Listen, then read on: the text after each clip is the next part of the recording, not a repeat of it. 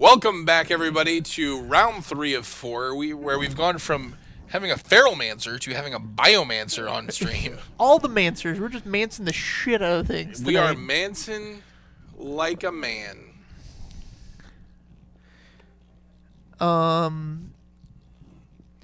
Andy Falk playing the pretty standard counters company deck. Who cares? We have Biomancers on the stream.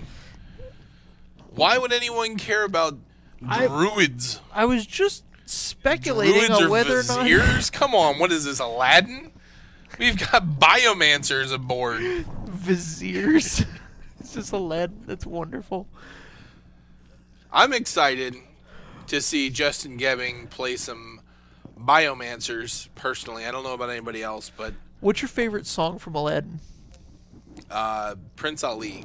It's just the best. That's the correct answer. It's just the best. Yeah, it's just... How many white Persian monkeys did he have? Oh, man, that's great. What a great trivia question. All right.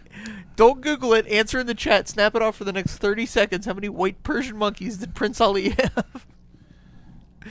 I'm going to Google it. First person that gets it right, I'll make fun of our spotter. Oh, it looks like our spotter got it right. He's got 95 white Persian monkeys. All right. Also, servants and flunkies. Oh, he pulled up the lyrics. He Googled it. What a cheat. jerk. What a cheat. Here's a bird, and I think Justin is going to raise him an enchant land. I hope so.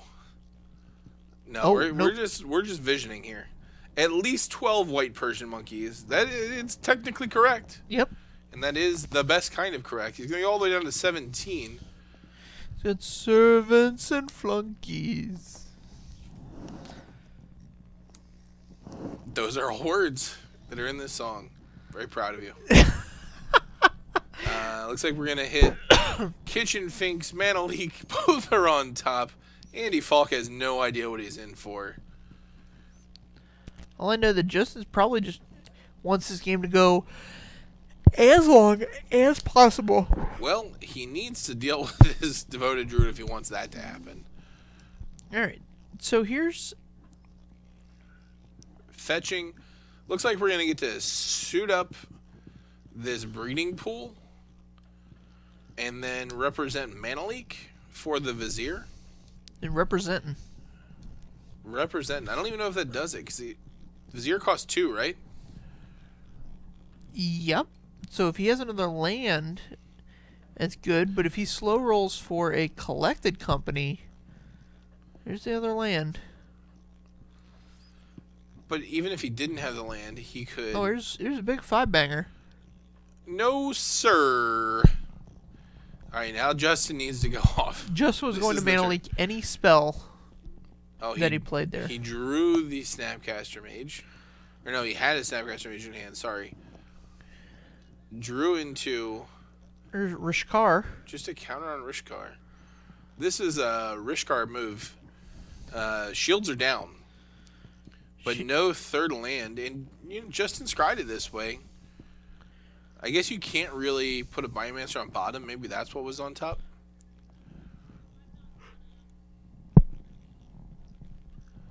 Maybe you just need every he's Biomancer. betting on Andy not having another...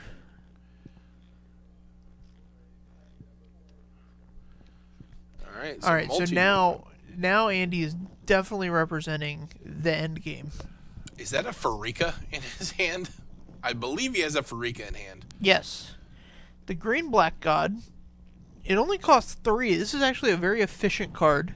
I concur. I've used it to great effect in Modern. That's a champion of wits, my friends. There's a land. That's a good thing that we see there. So we get a land and an Arbor Elf. Both of those are going to be very good. Although I don't know that we run the Arbor Elf now that you know he's got it in there. There's the Champion of Wits. You might recognize this guy from a myriad of standard decks. Most notably my favorite standard deck, the God Pharaoh's Gift. This card is just so good whenever I cast it. I'd imagine it feels just as good for Justin here. You know a standard deck's good when you're willing to play it. Like, oh yeah, like it takes a lot for you to sit down and be like, okay, I'm gonna play standard. Oh yeah, I saw this deck and it was just instantly, all right, I'm in. You're in love. You're in love. You were a man that was in love. All right. So what Andy has to do here is be careful, because if he pays mana for the collected company, or the I'm sorry, the convoke spell. Right. He Court of Calling. Court of Calling. You the can't, other CC. You can't, then use the creatures to pay for mana leaks. So he can't waltz that into a mana leak. He's got to leave up 3 actual mana. This is where tapping is important. Here's 3. Here's a Kitchen Finks. Gaining some Not life. a fan of this Kitchen Finks here. Although I guess he discarded the Arbor Elf. Okay.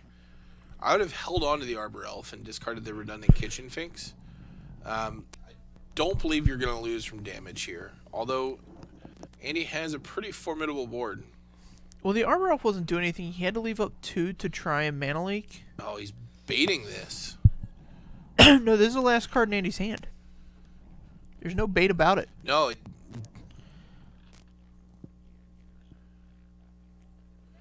This is the bait. All right. So, but from what I understand, you can't... Okay. Oh, Duskwatch Recruiter? What's he doing here? Drawing a bunch of cards. Don't you just get Vizier, and then you have infinite mana, and, like, you have an infinite number of draws?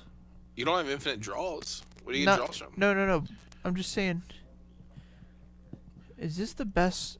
So, this guy digs for a Vizier. Okay.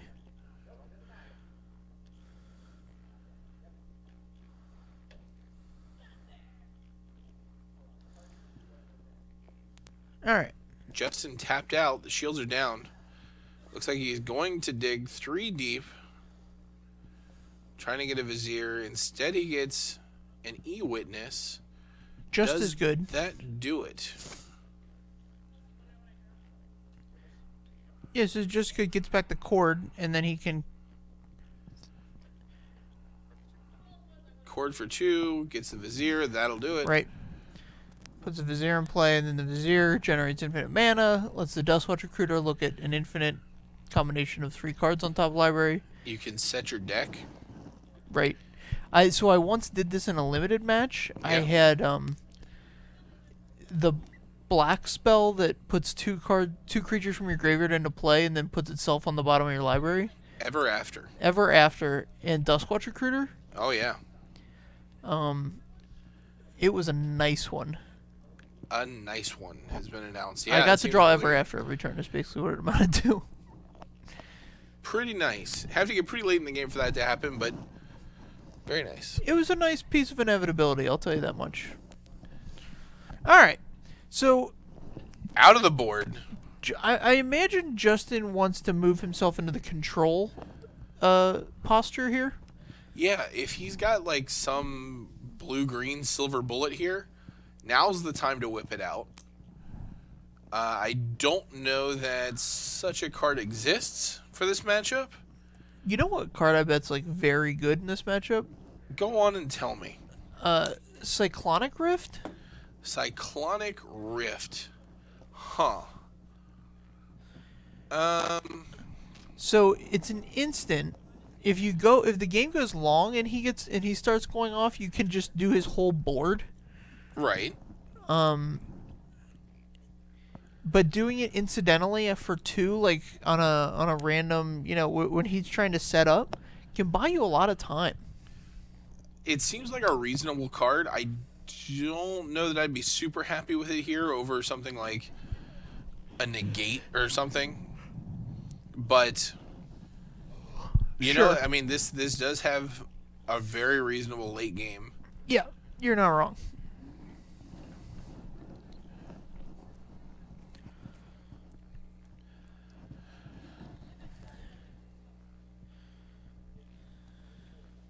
What I'd like to see from Justin is some sweet little sideboard tech for this matchup. Right. Not necessarily this matchup specifically, but any of the company matchups or anything like that. And that might just be Dispel. I can't think of anything more efficient than that. Yeah. It,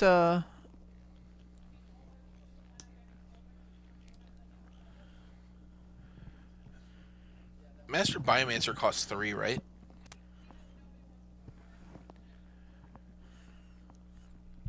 4. 4?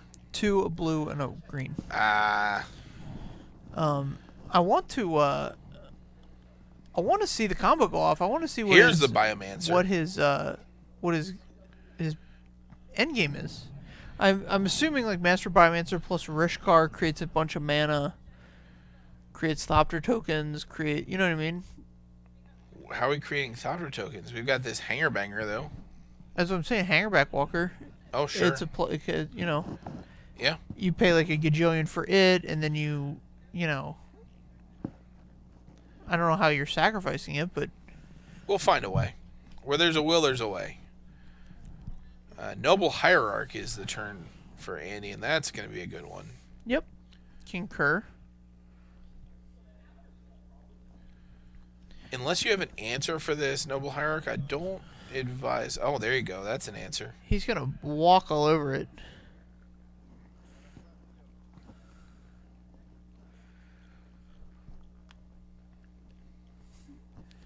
And so he also had Mana Leak in his hand, so I think he wisely identified that he doesn't want to go shields down. Yeah, you don't want to...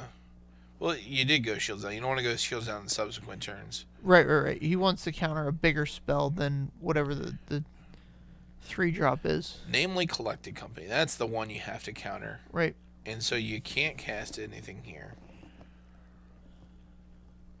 Even if Andy doesn't get a land... He celebrated. Oh man. Just gonna let that go. He could have paid it. Tries for the Vizier. Could he? Yeah. So you tap the Devoted Druid, you tap your land, you untap Devoted Druid, right. Tap it again. That's 3. Andy's got something else a brewing. Interesting. I can't imagine what's better than infinite green mana. Could just be a second Vizier. I don't think you'd be shuffling the sleeves off his deck here if it was a second Vizier. It's a second Vizier.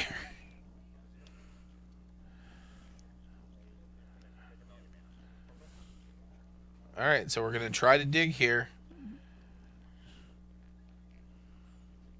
Here's the 6.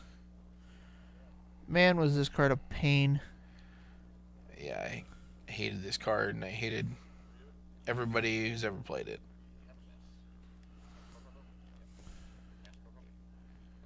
Alright, let's spin it again. My problem with it is the stupid nickname it got. Can we just not say Collected Company? And there's the infinite.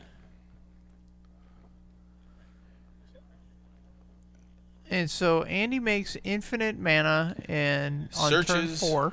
For infinite turn stuff. 3. Just turn goes 3. off on turns 3. Yeah. Completely reasonable. Just a casual turn 3 go off through disruption. What a world we live in. No biggie. There's no justice. Sometimes you get there.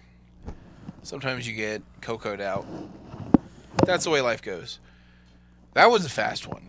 That was a quick match. So I tell you what. You guys go pass out some candy. Oh, we've got a match incoming apparently. Incoming enemy crab. Someone set us up the bomb. Someone did set up us the bomb.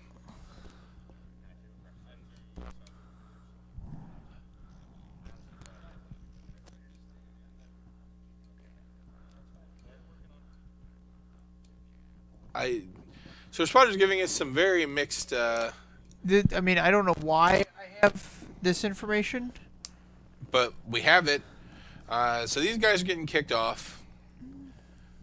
And we've got another match here. I don't know who it is. I see some people in the background moving to the foreground. So I imagine it's these fine folks. Oh, we're gonna have. Oh, we got a nice little butt crack view there. There we go. We saw Justin Gebing's worst side. It wasn't that bad. And now we've got an exciting one that everybody always wants to watch. the old Naya pacifier. The old Naya pacifier versus Phil Jones on Death and Taxes. Yeah. Let's fire this bad boy up. Looks like Mark took down game 1. He should be pretty favored in this matchup. Death and Taxes is a great deck at punishing other unfair decks. Okay. But when it comes to fair decks, its creatures get outclassed pretty quickly. Sure. His main attack, or his main plan of attack here is going to be to go after Mark's mana.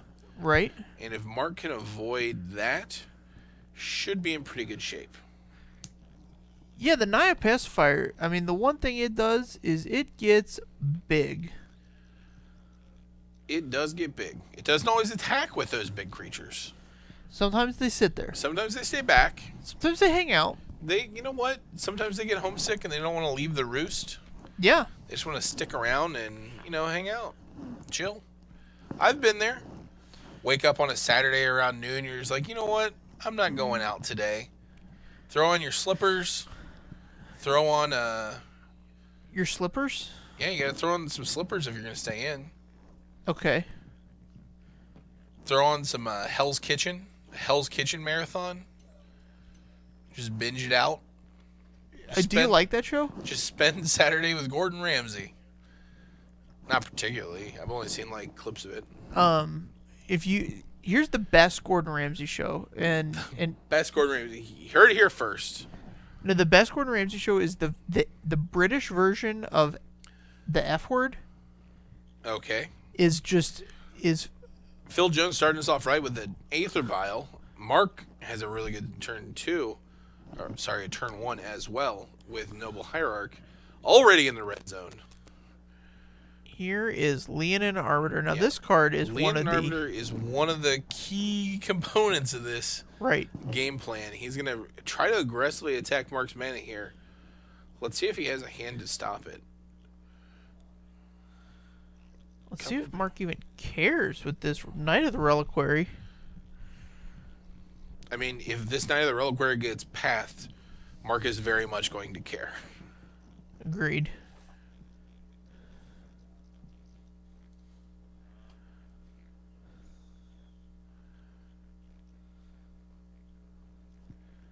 Path Ghost Quarter would be very nice here. All right. Part 1 Step in the 1. books. Oh, just passing. You can't pass up free damage like that, Phil. Yeah, that's not gonna make things end well for you. Here's a second. Up to 3 on this Aether Vial. That's not where Death and Taxes typically wants to be either. Maybe he's going to Wasteland Strangler this Knight of the Reliquary. In response to an activation. Seems good. Well, no. Activating this Knight of the Reliquary is very bad because it costs you 2 mana to search. Right, well, you could pay the 2. I know.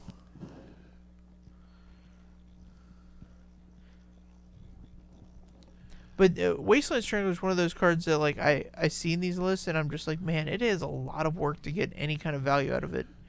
Well, the opportunity is now. I agree that in here we have a chance. If ever this card was going to do anything, it's this exact moment.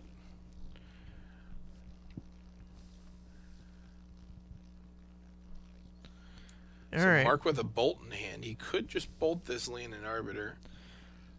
I wonder if he drew that or if... He's had a couple bolts. He has 2 in hand, I believe. I would have just gotten the Arbiter at the end of turn there. Perhaps. I don't know what else is in his Flicker hand. Wisp could get Aether Vialed in.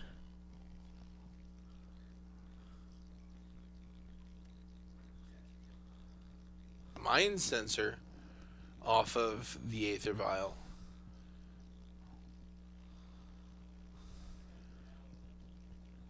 Looks like we're going to kill the Mind Sensor. And bolt the Mind Sensor. There we go. playing the Invocation Mind Sensor. So he couldn't. He actually couldn't Wasteland Strangler in response to a search, because I think I could be wrong. I think the sack is part of a cost. Right. Well, the Wasteland Strangler goes -3/-3, right? I only think it's -2/-2. Oh, is that what you think? I could be wrong. I have no idea, honestly. Been so long since I played that card. Pulling it up now. Here's the -3/-3. Here's the truth. There you go. -3/-3 until end of turn. It's a little bit better than we thought. Yep. I didn't quite see what Phil played there, but... Oh, is that a Mana Tithe? Did we just Mana Tithe the 3/3 Nikaido? That feels good. Going up to 4 on the Vial. Wow. Let's see. Cards that cost 4 that I want to violent. Restoration Angel? We are way out of the comfort zone of this deck. Another Vial. Alright. Resto seems solid. I don't know what I want to Resto here, but... Man. How about a... I got nothing. Got nothing. Yeah. I guess a Thought Knot Seer would be a sweet one to Vial out on 4. Sure.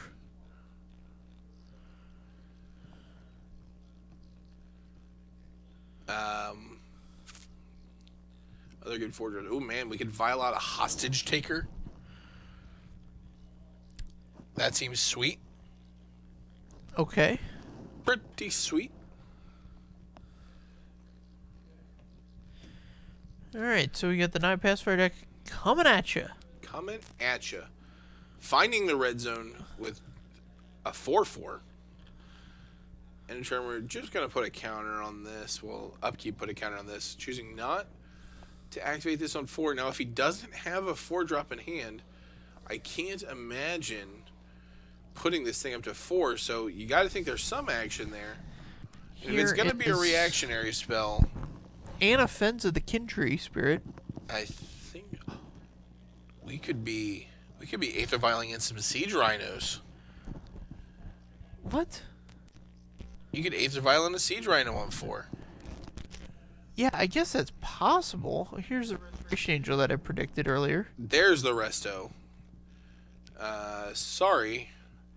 How about this? Here's a Hushwing Griff. Feels bad. That's an interesting one to bring in. How many comes into play abilities does Phil play? I think it's Restoration Angel. It shuts down the Anafenza. Shuts down the Anafenza.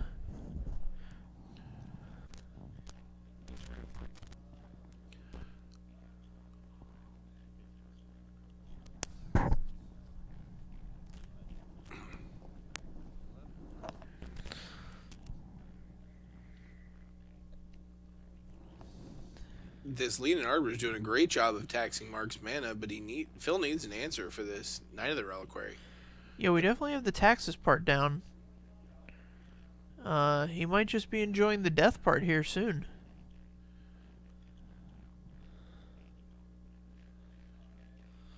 It's another Knight of the Reliquary. Yeah, so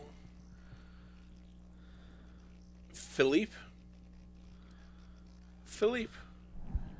has said that it doesn't work. The trigger's already in the stack. It saves an offensive, which is true because he Aether Vialed it and he didn't cast it. Right. So he'd have to respond to the Aether Vial activation. Right. And he could get it then, but the Aether Vial was already revealed. I don't know how this was resolved at the table. Right. Because Phil didn't really give him a chance to respond to the Aether Vial before revealing the Restoration Angel. Correct. So when you play your Aether Vials, you always want to tap it and give them the opportunity to respond without knowing what you're going to play or if you're going to play something. Right. I always look them square in the eye. Look square in the eye. Look them right into the soul. Is this and then when they look at you like, what are you doing? You point to the card, you say, does this resolve? Like, are you serious? You're going to let me resolve this ability? Oh, here's a Selfless Spirit. That's a sweet one. All right, Selfless Spirit. How big is this Knight of the Reliquary? I count 2 in the bin. It's plus, a 6. I count 2 in the bin plus a Exalted trigger. So that would be a 5. Right. Why we're not just throwing everything in front of it and sacrificing the rest, or the Selfless Spirit, is beyond me. But so he could have made it 6 because he had the other active Knight of the Reliquary. we could technically make it 7 by getting a fetch here. So throwing everything in front of it would, I mean, yeah, I guess it forces the hand. And here is Kessig Wolfrun. Oh, Kessie. Alright, so we're going to give it trample. So it's going to trample over for a good 8 damage. Alright, yeah, since the Selfless Spirit wasn't there, it doesn't even soak up the 1. Yeah. Ask not for whom the bell tolls, Phil. It tolls for ye.